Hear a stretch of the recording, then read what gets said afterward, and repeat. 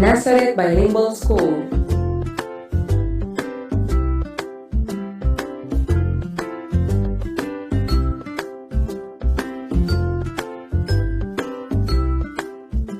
Anchor text: The Last Voyage of the Monitor by Ed Akiyama.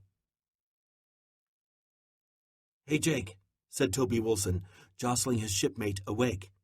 Jake Mason opened his sleepy eyes and stared up at Toby's wide, freckled face.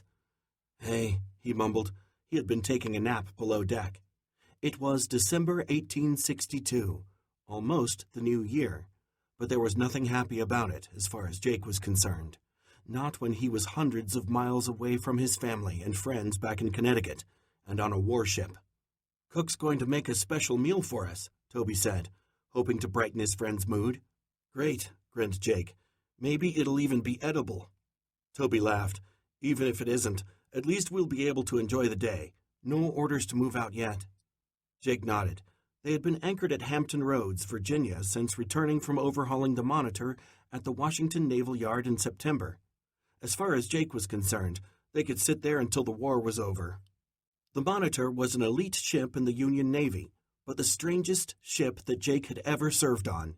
It had a long, flat hull topped by a revolving iron turret with 2 guns mounted on it.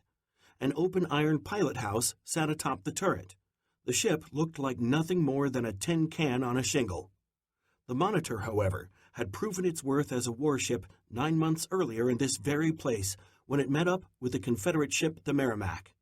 If the Monitor was strange-looking, the Merrimac was even stranger. It was a wooden warship that had been refitted and covered with iron. The Monitor had no trouble outmaneuvering it, but the Merrimac was sturdy, and all the shells the Monitor fired at it had not demolished it. After 4.5 hours of fighting, the 2 ships called it a draw, and the Merrimac retreated.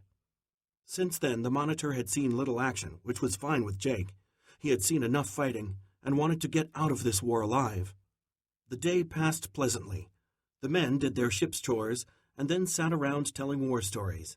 As the day darkened, they saw people light bonfires along the shore and heard the laughter of women and children. It reminded Jake of happier times back home with his family. Then the crew enjoyed the cook's special dinner, which was better than usual, if not delicious. Afterwards, Captain Bankhead addressed the crew. "I don't want to dampen the occasion," the captain said in a clear, loud voice, "but we have our orders, and we set sail tomorrow for Wilmington, North Carolina." There arose a loud murmuring of annoyance from the crew. "We'll be joined there by 2 other ships, and proceed to a critical blockade of Beaufort, South Carolina," finished the captain. "Are they crazy?" muttered one old sailor at the table. "This tin can isn't any more seaworthy than a leaky bathtub." Jake had to agree. Being part of a blockade didn't bother him. There would be other Union ships, and there was safety in numbers. But getting there was another matter. The Monitor was fine navigating rivers, but was far less steady in the open sea.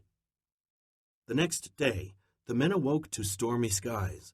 The Monitor did not set off that day, nor the next day, nor the next. Finally, on December 29th, the skies cleared, and the Monitor set off down the coast. The ship was towed by the sturdy steamer the USS Rhode Island. As they drew close to Cape Hatteras, off the outer banks of North Carolina, the weather grew worse. Then, on the very last day of the year, a major storm struck. By nightfall, the winds were intense, and huge waves slapped the deck like watery hands. They reached up as if to drag the ship and its crew down into the dark waters. The captain put a red lantern on the turret to signal the Rhode Island that they were in trouble and might need to be rescued. Water flooded the deck and got into the vents and portals. Jake, Toby, and other crew members retreated to the safety of the turret pilot house, the highest point on the ship. Captain Bankhead ordered the pumps to be started to remove the incoming water, but it was soon clear that the pumps couldn't keep up with the rising water. A sailor approached the captain and told him that water was starting to flood into the engine room. Toby gripped Jake's arm.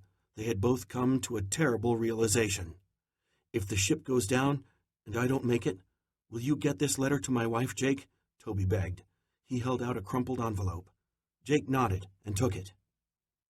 "And you do the same for me," Jake said, handing his friend a letter he had written to his family. "I will, but you're more likely to get through this alive than I am," said Toby, and he shook his head. "I can't swim." Before Jake could reply, Captain Bankhead ordered the anchor to be dropped. Through the driving rain, Jake could see rescue boats descending from the Rhode Island. Hope rose in his chest. Perhaps they would all get off the boat alive. The Monitor continued to roll up and down with each wave. The tow line that connected the two ships repeatedly slackened, then tightened with a violent yank on the Monitor. "I need volunteers," Captain Bankhead cried.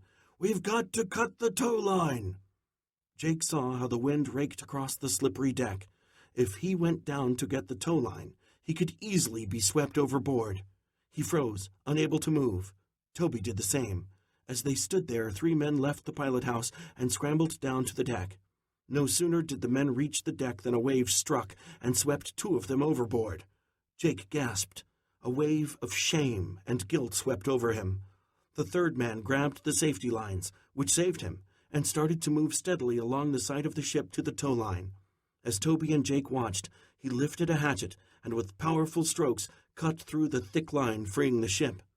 Captain Bankhead cried for the engineers to stop the engines. Jake realized he was doing this to divert all the steam to the central pump. It needed to pump out as much water as possible to keep the ship afloat long enough for the rescue boats to reach them. The first rescue boat was drawing near the Monitor. Jake could see the men rowing steadily, struggling against the waves to reach the ship. Captain Bankhead cried, "Get down on deck, lads! We haven't much time!" There was a sudden commotion as Jake, Toby, and the other crew members rushed from the turret. The rescue boat was directly below, and one by one the men climbed down into the waiting boat. It was full before Toby and Jake could reach it, but another rescue boat was right behind. The wind had picked up and prevented the second boat from getting close to the ship. "We'll have to jump for it," cried Jake. I can't," Toby stammered. "I won't make it." "Sure you will," said Jake reassuringly. "It's only a few feet." Toby shook his head. There wasn't time to argue. The man before Jake leapt into the lifeboat, and Jake followed. As he landed in the boat, Jake was caught by a sailor. Jake turned to see Toby at the edge of the Monitor's deck, paralyzed with terror. "Jump, Toby!" Jake screamed. "Jump!" Toby did jump, but he had hesitated too long. The rescue boat had fallen back a bit, and Toby missed it by several feet.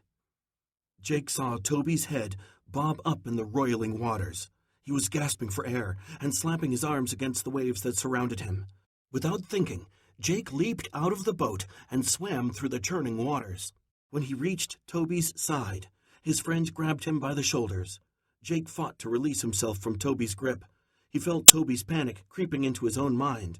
If Toby clung to him that way, he would drag Jake under the water.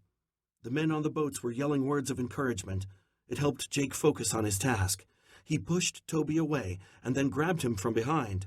Toby was still struggling, but he couldn't reach Jake with his hands. Jake began to swim toward the boat with one arm, pulling Toby along with the other. His throat throbbed from the stinging taste of the salt water he had swallowed. As they reached the rescue boat, Jake felt many hands lift him into the boat. He lay there sucking in air as he watched several sailors working on Toby. "He'll be all right," said one sailor, wrapping a blanket around Jake's shivering body. "But you need to bundle up in this blanket and stay warm. That was a brave thing you did, saving that fellow." "I had to," Jake said, as he secured the blanket around himself. "He's my friend." He turned his head to look at the Monitor, but it had sunk below the waves. After what seemed like a lifetime, they finally reached the Rhode Island. Jake and Toby were hustled with the other survivors below deck, where they were given hot tea to drink. "You shouldn't look so glum," said an officer to Jake. "Captain Bankhead," Jake mumbled. "He went down with the ship." "No, he didn't," replied the officer. "He jumped off with a couple of other officers before she foundered. We picked them up in the water. They're cold and exhausted, but they'll be all right." But other men of the Monitor were not so fortunate, Jake later learned. 16 of them drowned. "You saved my life," Toby said to his friend as they sipped their tea. "You would have done the same for me," Jake replied. Toby sat silently for a moment. Then he turned to his friend. "Jake," he asked, "would you mind giving me my letter back?" Jake looked at Toby, and they both laughed. It felt good to be alive.